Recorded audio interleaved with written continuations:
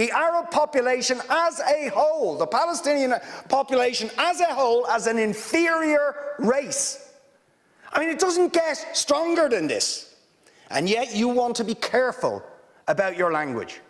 You're happy to correctly use the most strong and robust language to describe the crimes against humanity of Vladimir Putin, but you will not use the same strength of language when it comes to describing Israel's treatment of the Palestinians, when it is now being documented and detailed by two of the most respected human rights organisations in the world, and indeed has been alleged by dozens and dozens of non-governmental organisations, and to be honest, anybody who looks honestly at the decades of brutal, inhumane persecution of the Palestinians, successive assaults on Gaza, the annexation of their land and territory, the systematic application of apartheid rules, you don't want to even use the word apartheid.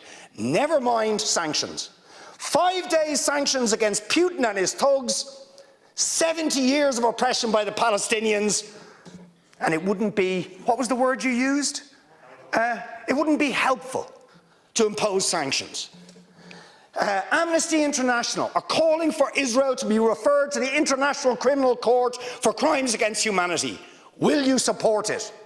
They are calling for targeted sanctions against Israeli officials who are perpetuating the system of apartheid, just exactly the same types of sanctions you've just initiated against Vladimir Putin. Will you support it? And I think the answer is clearly you're not going to. And then we ask the question, why?